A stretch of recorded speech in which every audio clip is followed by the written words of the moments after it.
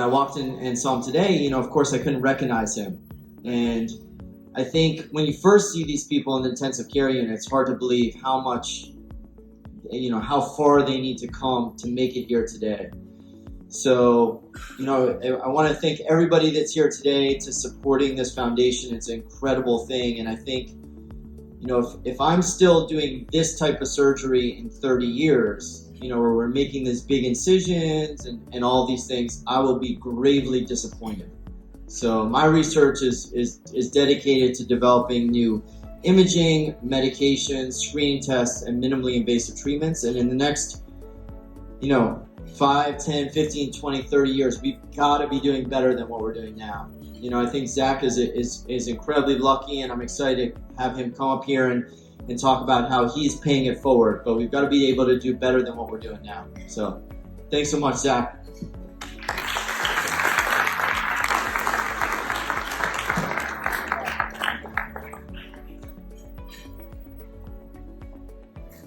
Thank you, Dr. Stark. I will talk more about you later, but I just want everyone to know that he came all the way here from Miami.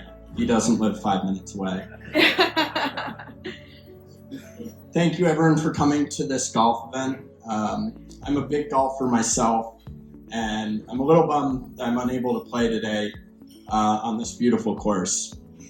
But I figured if I had played today, and I beat all of you, you might not appreciate how debilitating a stroke might be. Before I tell my story, I should introduce myself. My name is Zach. I'm an AVM and aneurysm survivor. I live in New York with my fiancé, Ainsley, and used to be roommates with Matt Sedney, who many of you know, I'm sure. And because of Matt, I've been familiar with the B Foundation for a long time, and over the past few months, it became a huge part of my life. I don't think it's an exaggeration when I say it saved my life. 5 months ago, on May 2nd, my fiancée Ainsley and I, along with her family, were down in St. Barts in the Caribbean, which was our favorite place in the entire world. Our lives were seemingly perfect at the time.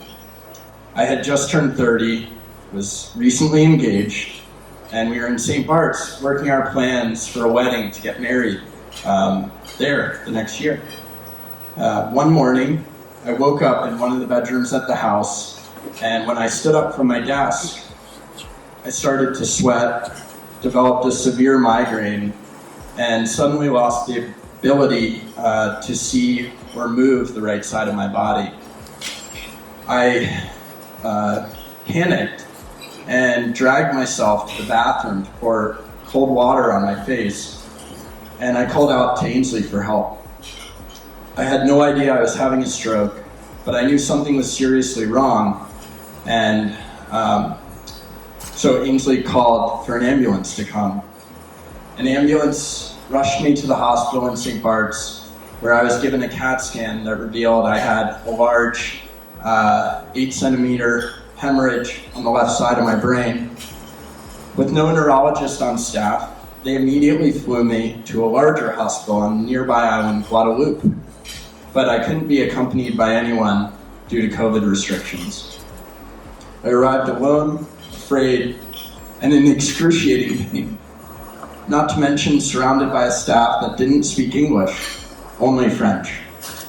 So, as all of this was happening, my aunt, who is a close friend of the Sedney family, reached out to Christine and Aaron, the incredible leaders here, and they immediately responded and connected us to Dr. Jabor.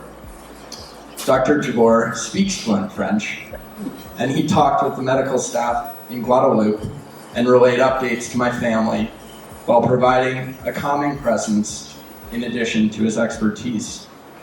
Obviously, he's a busy man, but he went out of his way to make me his top priority. I was quickly losing cognitive ability, and my head pains were growing more and more severe. The local doctors were not letting me leave the hospital until Dr. Jabor urged them to send me to the US immediately for treatment. I know I would not have gotten out of Guadalupe as quickly without his help. The B Foundation's advisory board and team worked amazingly fast to find me the nearest and best surgeon to help me. They got in touch with Dr. Stark at the Jackson Memorial Hospital in Miami, who arranged for me to be admitted as his patient. But now I had to get there. After 2 long days in Guadalupe, my fiancé and her father arrived and were by my side for 2 medevac flights en route to Dr. Stark. Pressure in the flight cabin increased my head pain to indescribable levels. Needless to say, I was very relieved to have Ainsley there to comfort me. Upon arrival, I was immediately placed in the neuro ICU unit, and after an angiogram, Dr. Stark walked my family and fiancé through my diagnosis and surgical options. I had an EVM that had burst, as well as an aneurysm and a hemorrhage, which would require complex surgeries. As many of you know, the probability of survival from a burst brain aneurysm is almost 50%, and among those who survive, the recovery back to normal is even lower. I underwent many surgeries, including 2 angiograms, an embolization, and a craniotomy to remove the aneurysm, the AVM, and the blood throughout my brain. Luckily, the procedures were successful. Thanks to Dr. Stark, I'm able to stand here today, and I'm very emotional seeing him for the first time since Miami. I have so much gratitude for the doctors and the B Foundation. I feel like it's a miracle to have not lost the ability to see, speak, or move my body. This organization's incredible work spreading awareness can help keep physicians and their patients informed on the risks and necessary precautions, a major step towards getting ahead of these issues on a broader scale. The funding for research provided to these amazing neurodoctors has resulted in massive improvements to treating these conditions. It's heartwarming to see all these doctors at this dinner who played such a large role in my life. When Aaron and Christine asked me if I would speak at this event, I was unsure if I'd be up for it. Now that you know who the doctors are that are in this room, I ultimately realized I'd be safer here than I would in my apartment. My outlook on life has changed dramatically. I've become determined to do anything I can to pay it forward, one key part of which is supporting this foundation. I started a fundraiser for B as a way to tell my story and raise money across my network. The response from my family and friends and coworkers in my fundraiser has been incredible, and we've already raised almost $125,000. And